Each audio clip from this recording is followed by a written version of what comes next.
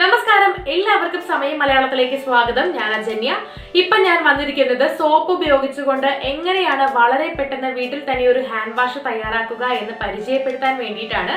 അപ്പോൾ വളരെ കുറച്ച് ഇൻഗ്രീഡിയൻസ് മാത്രം ഉപയോഗിച്ചുകൊണ്ടാണ് നമ്മൾ ഈ ഹാൻഡ് വാഷ് തയ്യാറാക്കാനായിട്ട് പോകുന്നത്. നിങ്ങൾക്ക് ഇഷ്ടമുള്ള സോപ്പ് ഉപയോഗിക്കാനും സാധിക്കും. അപ്പോൾ എങ്ങനെയാണ് ഈ ഒരു ഹാൻഡ് വാഷ് തയ്യാറാക്കുക എന്നറിയാനായിട്ട് വീഡിയോ കാണാം.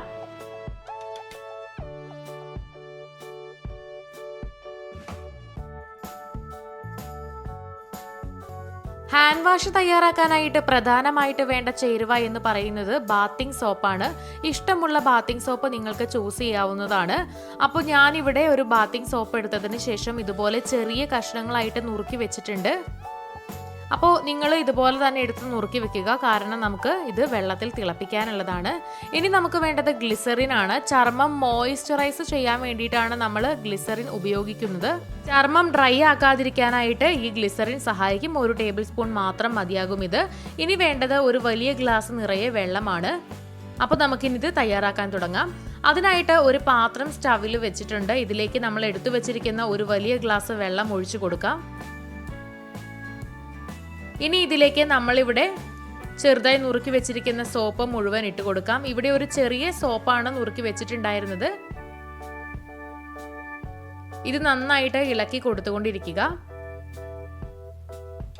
ചെറുതായിട്ട് കളറ് മാറി വരുന്നത് വരെ ഇളക്കി കൊടുക്കണം. അപ്പം നമ്മൾ ഇത് ചെയ്യുമ്പോൾ ലോ ഫ്ലെയിമിൽ ഇട്ടിട്ട് വേണം നമ്മൾ ഇത് തയ്യാറാക്കാനായിട്ട്. ഈ ഒരു സോപ്പിൻ്റെ നിറം മുഴുവനായിട്ട് വെള്ളത്തിന് കിട്ടുന്നത് വരെ നമ്മൾ ഇങ്ങനെ തിളപ്പിക്കണം. നമ്മുടെ സോപ്പൊക്കെ ഇതിലായിട്ട് നന്നായിട്ട് ലയിച്ചു വരും. ഇവിടെ നന്നായിട്ട് കളറ് മാറി വന്നിട്ടുണ്ട്. ഒരു 10 മിനിറ്റാണ് നമ്മളിത് സ്റ്റവിൽ വെക്കേണ്ടത്.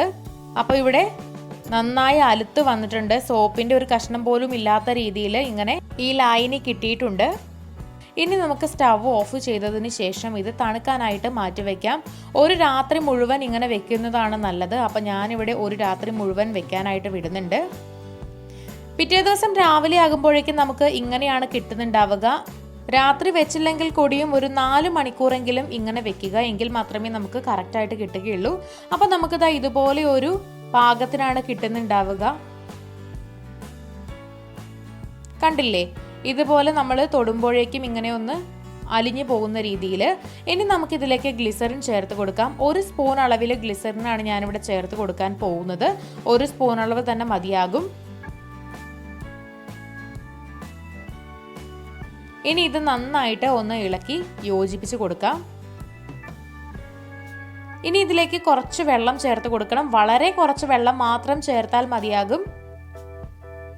ഒരു 1/4 ഗ്ലാസ് വെള്ളം പോലും ചേർത്ത് കൊടുക്കുന്നില്ല.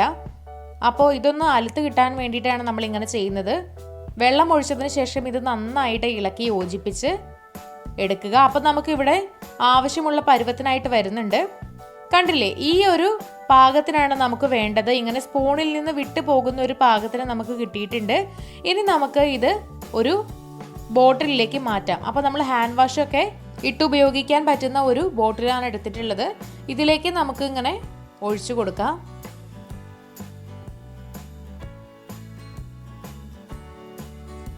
അപ്പോൾ നമ്മുടെ ഹാൻഡ് വാഷ് ഇവിടെ തയ്യാറായി കഴിഞ്ഞിട്ടുണ്ട്. ഇത് ഉപയോഗിക്കാനുള്ള പാകത്തിന് ആയിട്ടുണ്ട്. ഇതിന് നിങ്ങൾക്ക് സാധാരണ ഹാൻഡ് വാഷ് പോലെ തന്നെ ഉപയോഗിക്കാവുന്നതാണ്. അപ്പോൾ ഇതുപോലെ വെച്ചതിന് ശേഷം നമുക്ക് ഉപയോഗിക്കാം. സാധാരണ ഹാൻഡ് വാഷ് പോലെ തന്നെയാണ് ഇതുണ്ടാവുക. നമ്മൾ റെഗുലർ സോപ്പ് കൈ കഴുകാനായിട്ട് ഉപയോഗിക്കുന്നതിലും എത്രയോ നല്ലതാണ് ഇങ്ങനെ സോപ്പ് ഹാൻഡ് വാഷ് ആയിട്ട് മാറ്റി ഉപയോഗിക്കുന്നത്.